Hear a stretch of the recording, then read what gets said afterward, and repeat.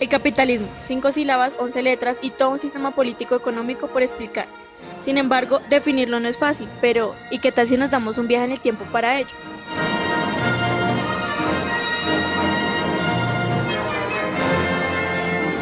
La hora del nacimiento de la economía del dinero es también la del capitalismo. Ciertamente que con posteridad existieron bastantes sistemas económicos no capitalistas, pero debido a que no se consiguió eliminar el dinero, ninguno de ellos estuvo totalmente libre de la influencia capitalista. Por su parte, el capitalismo, en todas las formas diversas en que ha hecho aparición a lo largo de la historia, no sería concebible sin el papel del dinero como factor decisivo del orden económico. Si ya resulta difícil definir con exactitud el capitalismo, es casi en todo punto imposible hallar una definición general aplicable al concepto de dinero. El profesor Horst Wagenford escribió en su libro The Golden Compass: es tan difícil decir en pocas palabras lo que es el dinero, pese a que se trata de algo ideado e inventado por el hombre. Incluso los economistas reciben abiertamente que el dinero es más incomprensible que cualquier otra manifestación de la vida económica.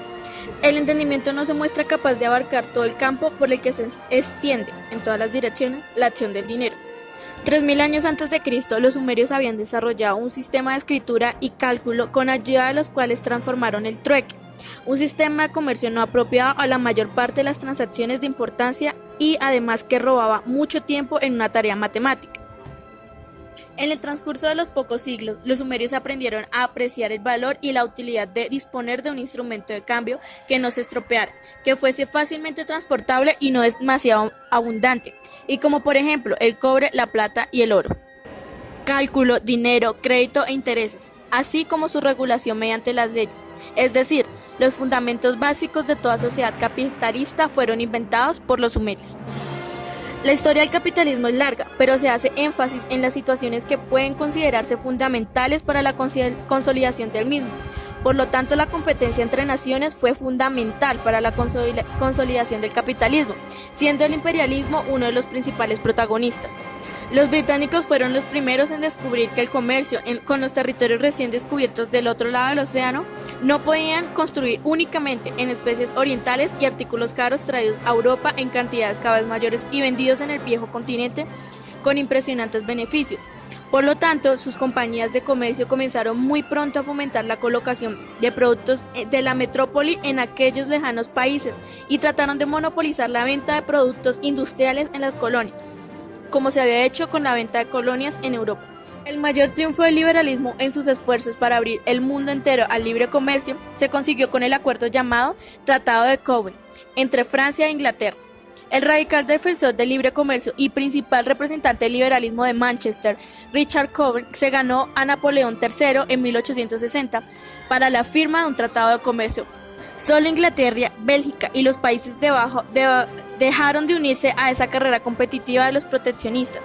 Lo curioso es que mientras se cerraba el mercado propio de la competencia extranjera, se seguía buscando en el extranjero y sobre todo fuera de Europa nuevos mercados para dar salida a la producción propia. Rosa Luxemburgo creyó que el imperialismo bastaba para aclarar el por qué los países capitalistas, contrariamente a lo que dijo Karl Marx, no sufría una crisis permanente por excedente de producción, que los haría maduros para la revolución.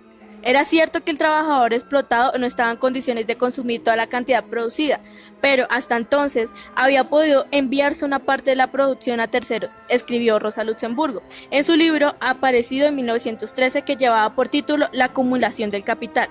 Sin el imperialismo, el capitalismo hubiera entrado en su fase final y se hubiera desmoronado. Si se quiere hablar de capitalismo, no se puede dejar de lado la concepción marxista del mismo. Karl Marx dijo en algún punto, y convenció a muchos de ello, que el capitalismo era de los beneficios y demás ingresos de una explotación sin reparo de las propiedades y las rentas, y que éstas a su vez son el resultado del poder que ejercen los fuertes sobre los débiles, y es justamente allí de donde surge la llamada lucha de clases. En este caso, quienes son la lucha de clases capitalistas son los dueños de medios de producción y el proletario la mano de obra. La explotación se da entonces en algo a lo que Marx llama plusvalía, que es justamente la ganancia adicional que no es remunerada al trabajador a través de su salario, sino que queda en manos del capitalista permitiendo así que éste se enriquezca. Hemos pasado por toda esa historia para finalmente decir que el capitalismo es un sistema económico y social basado en que los medios de producción deben ser de propiedad privada. El mercado sirve como mecanismo para asignar los recursos escasos de manera eficiente y el capital sirve como fuente para generar riqueza. En esa posición se tiene autores como Hayek, quien defiende el liberalismo y se contrapone a la economía planificada y al socialismo, tal y como queda en evidencia en su libro llamado Camino de Servidumbre. En concordancia con Hayek se encuentra Milton Friedman, quien desde un principio se mostró en contra de las creencias que apuntaban a que la depresión de los años 30 era un fracaso del capitalismo.